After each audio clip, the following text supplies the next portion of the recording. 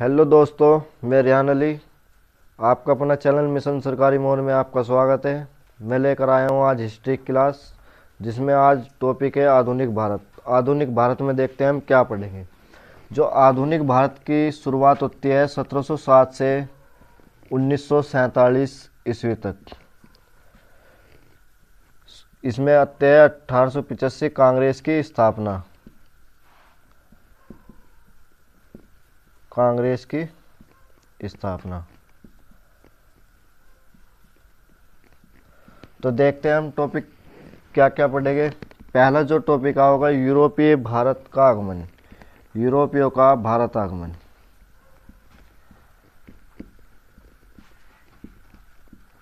यूरोपियों का भारत नहीं, जो पहला टॉपिक है वो टॉपिक है मुगल साम्राज्य का पतन। मुगल साम्राज्य का पतन। दूसरा है यूरोपियों का भारत आगमन। यूरोपियों का भारत आगमन।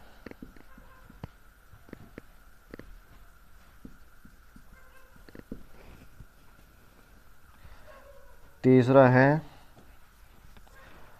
भारत में अंग्रेजों के उत्कर्ष के बारे में। अंग्रेजों के उत्कर्ष के बारे में।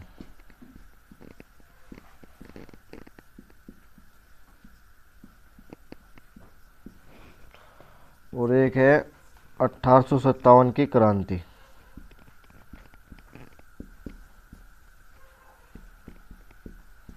1857 की क्रांति। तो दोस्तों आज हम स्टार्ट करते हैं मुगल साम्राज्य का पतन। तो देखते हैं।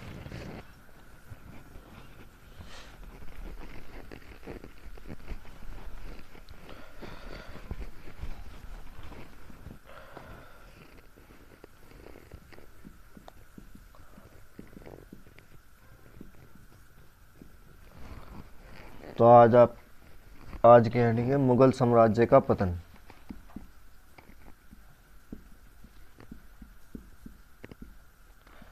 मुगल साम्राज्य का पतन कब से कब तक? 1707 ईस्वी से 1857 ईस्वी तक। मुगल साम्राज्य का पतन कब से स्टार्ट हो गया था? जब औरंगजेब की मृत्यु हो गई थी। औरंगजेब की मृत्यु कब हुई थी? 1707 ईस्वी में। कब हुई थी? 1707 ईस्वी में औरंगजेब की मृत्यु।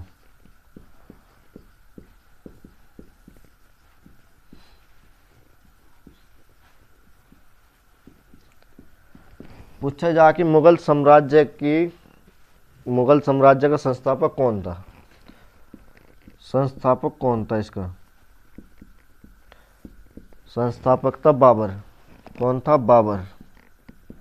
बाबर का समय काल पूछा जा 1526 से 1530।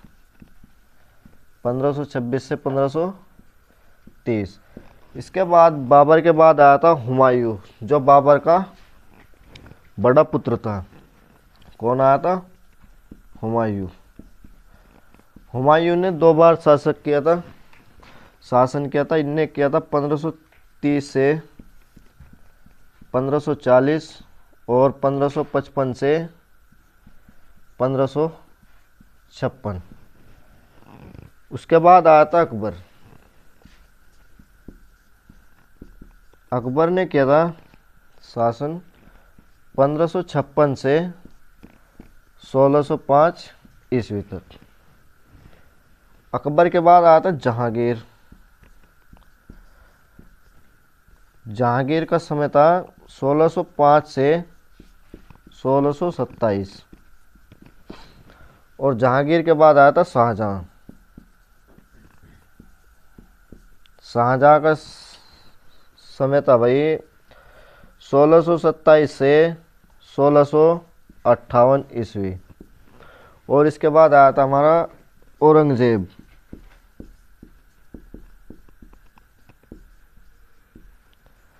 औरंगजेब का समय था 1658 से 1707।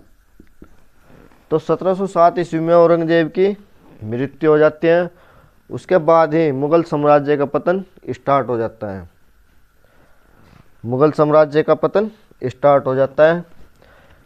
तो औरंगजेब के बाद जितने भी शासक बने सब बेकार रहे। देखते हैं औरंगजेब के बाद कौन सा शासक बना था। औरंगजेब के पुत्र देखते हैं पहले। औरंगजेब के पुत्र, औरंगजेब के पुत्र, औरंगजेब के 5 पुत्र थे। कितने पुत्र थे? 5। कौन कौन से थे? मोहम्मद सुल्तान, मोहम्मद सुल्तान। दूसरा था मोहम्मद अकबर, मोहम्मद अकबर। और तीसरा था मुअज्जम, मुअज्जम। चौथा था आजम।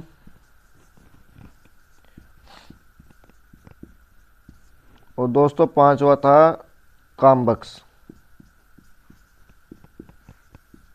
कामबख्श। तो औरंगजेब के 5 पुत्र थे। मोहम्मद सुल्तान था, अकबर था, मुअज्जम, आजम और कामबख्श। जो ये 2 पुत्र थे तो इनकी मृत्यु औरंगजेब के शासन के समय ही हो जाती है। कब हो जाती है? औरंगजेब के शासन के समय।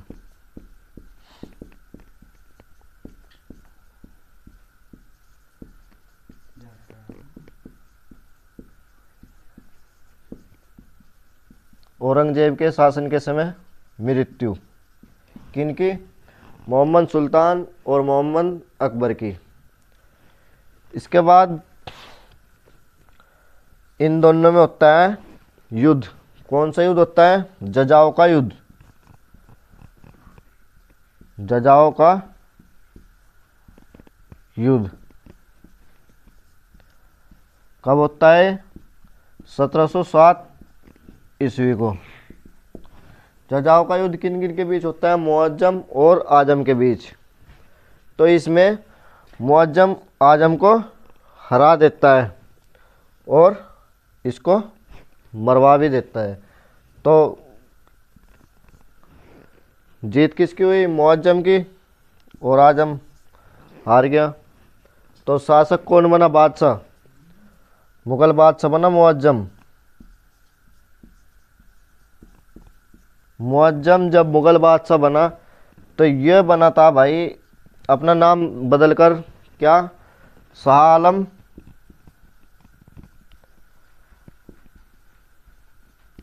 या बहादुर शाह प्रथम।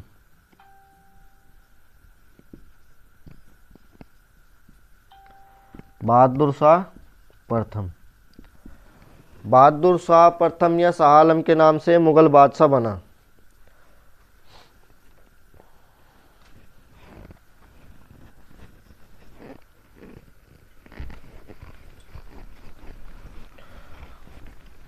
तो इसका समय कब से कब तक रहा? 1707 ईस्वी से 1712 ईस्वी तक। बहादुर शाह प्रथम।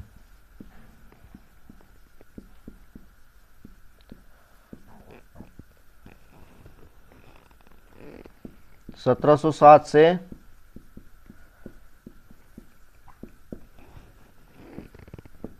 1712 ईस्वी तक मुगल बादशाह कौन रहा? बहादुर शाह प्रथम। इसने 1709 ईस्वी में अपने भाई कामबख्श की हत्या भी करवा दी थी। कामबख्श की हत्या कब करवा दी थी? 1709 ईस्वी में। 1709 ईस्वी में इनने क्या कहा था? कामबख्श की हत्या भी करवा दी थी। कुछ इतिहासकार द्वारा, इतिहासकार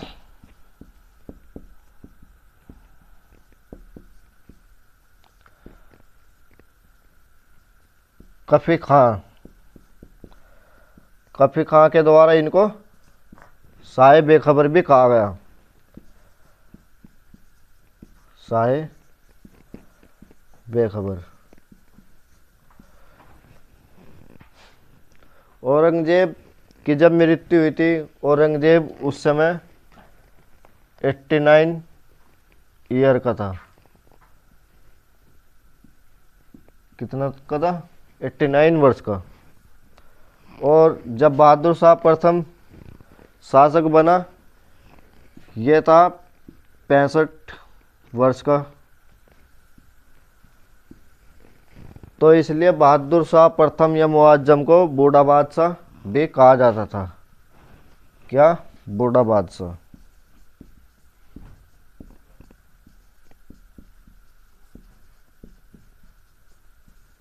बूढ़ा बादशाह किसको कहा जाता था? बहादुर शाह प्रथम को।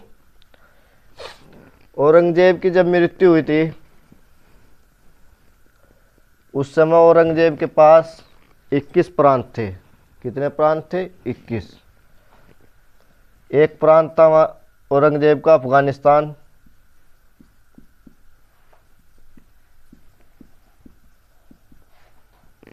और 14 प्रांत थे उत्तर भारत में।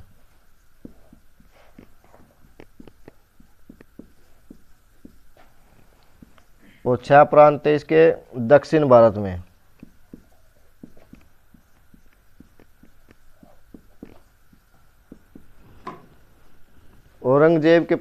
जब औरंगजेब की मृत्यु हुई, उस समय औरंगजेब के पास 21 प्रांत थे, या औरंगजेब का 21 प्रांत पर अधिकार था। औरंगजेब जब इसकी मृत्यु हुई थी, ये भारत को, आधे से ज़्यादा भारत को अपना दुश्मन बनाकर मरा था। तो बहादुर शाह प्रथम ने क्या किया? बहादुर शाह प्रथम ने सभी शासकों के साथ मेल मिलाप की नीति अपनाई थी। क्या किया था इनने? सभी शासकों के साथ मेल मिलाप की नीति अपनाई। मराठा शासक था शाहू। औरंगजेब ने शाहू को गिरफ्तार किया था। औरंगजेब ने शाहू को गिरफ्तार किया था। कब?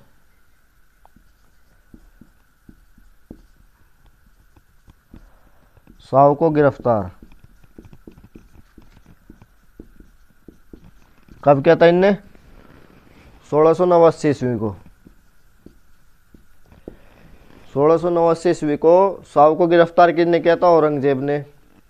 शाहू कौन था? शाहू कौन था?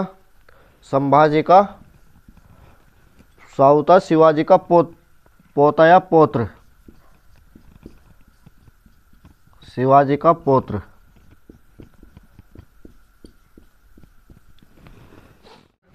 और शिवाजी कौन था? शिवाजी का पुत्र था संभाजी, या संभाजी का पिता। संभाजी का पिता या संभाजी कौन था? संभाजी था शिवाजी का पुत्र।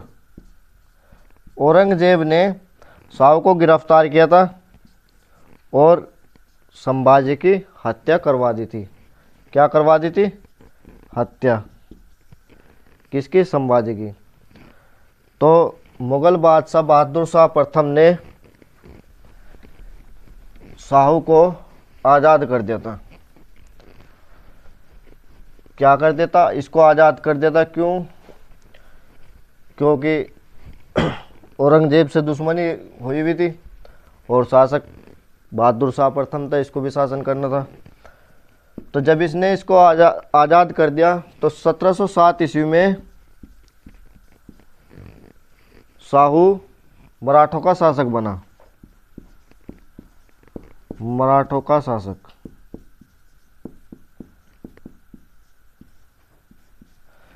जब ये मराठों का शासक बना था, तो ये बना था छत्रपति शाहू महाराज के नाम से। किसके नाम से बना था? छत्रपति शाहू महाराज के नाम से। छत्रपति शाहू महाराज। छत्रपति शाहू महाराज के नाम से क्या बना? है शासक बना। बहादुर शाह प्रथम का कार्य देखते हैं। कार्य क्या क्या किया था इन्होंने जजिया कर पर प्रतिबंध लगाया था। जजिया कर पर प्रतिबंध। जजिया कर क्या था? ये गैर मुसलमानों से लिया जाता था। क्वेश्चन यहीं से बनता है कि भारत पर जजिया कर लगाने वाला प्रथम शासक कौन था? प्रथम शासक था मोहम्मद बिन कासिम। मोहम्मद बिन कासिम। मोहम्मद बिन कासिम ने जब जजिया कर लगाया था, ये किनसे लिए वसूला जाता था? गैर मुसलमानों से और विकलांगों,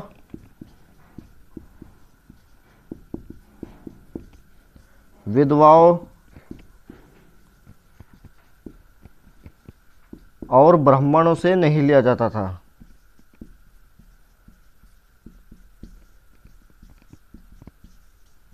ब्राह्मणों से नहीं लिया जाता था। मोहम्मद बिन कासिम के बाद फिरोज शाह तुगलक ने क्या किया? इनने जजिया कर ब्राह्मणों से भी लेना शुरू कर दिया। किसने? फिरोज शाह तुगलक ने।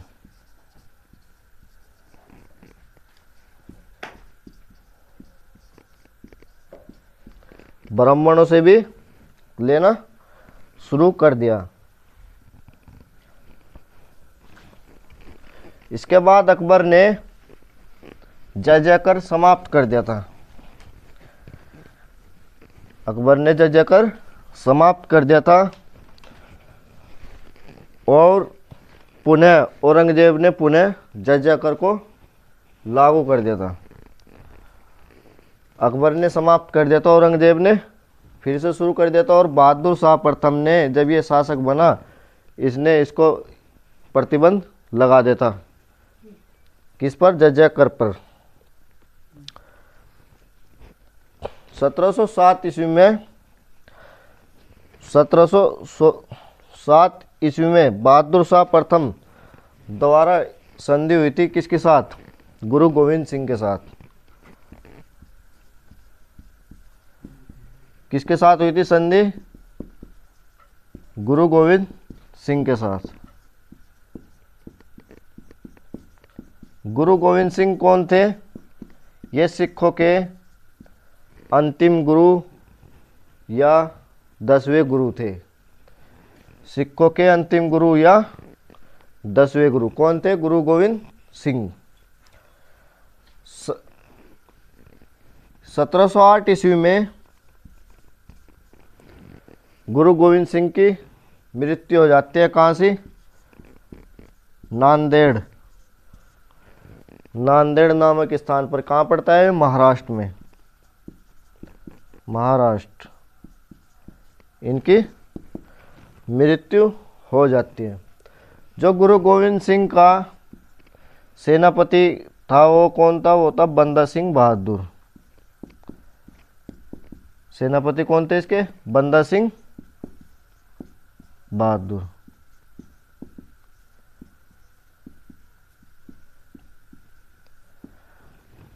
तो अगला गुरु बंदा सिंह बहादुर तो बन नहीं सकता था, क्योंकि अंतिम गुरु ही नहीं कहा जाता है।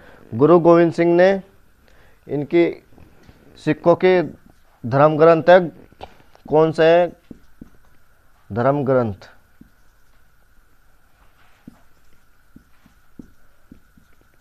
गुरु ग्रंथ साहिब। गुरु ग्रंथ साहिब। तो सिखों के जो अंतिम गुरु थे गुरु गोविंद सिंह, उन्होंने कहा था कि औपचारिक रूप से घोषणा कर दी थी कि मेरे बाद कोई भी गुरु का पद नहीं संभालेगा। तो शासक वैसे ही रहा जो सेनापति था बंदा सिंह बहादुर। बंदा सिंह बहादुर के खिलाफ एक अभियान के दौरान बहादुर शाह प्रथम की मृत्यु हो गई थी। कब? 1712 ईस्वी में। 1712 ईस्वी में मृत्यु हो गई थी। किसके? बहादुर शाह प्रथम की। बंदा सिंह बहादुर के खिलाफ एक अभियान चला था उसमें बहादुर शाह प्रथम की मृत्यु हो गई थी। इसके बाद बहादुर शाह प्रथम के बाद जो शासक बनता है वो बनता है जहांदार शाह। कौन बनता है? जहांदार शाह। तो बहादुर शाह प्रथम के पुत्र के बारे में देखते हैं। पहले तो जो इसके पुत्र थे, पुत्र कितने थे इसके? पुत्र थे 4। कौन कौन से पुत्र थे? एक तो जहांदार शाह, जहांदार शाह, एक तो रफ़ी उस शान, रफ़ी उस शान, और तीसरा था अजीम उस शान, अजीम उस शान, चौथा था जहान शाह, जहान शाह। तो इन चारों में क्या होता है? गृह युद्ध होता है। किसको लेकर? शासक बनने के लिए, मुगल बादशाह बनने के लिए इनमें गृह युद्ध होता है। तो उस गृह युद्ध में कौन जीतता है? जहांदार शाह। जो जहांदार शाह के बारे में पढ़ाया जाएगा तो दोस्तों पढ़ाया जाएगा अगली क्लास में। आज के लिए इतना ही वीडियो में। अगर वीडियो अच्छी लगी है तो लाइक, शेयर और चैनल को सब्सक्राइब जरूर करें। Thank you.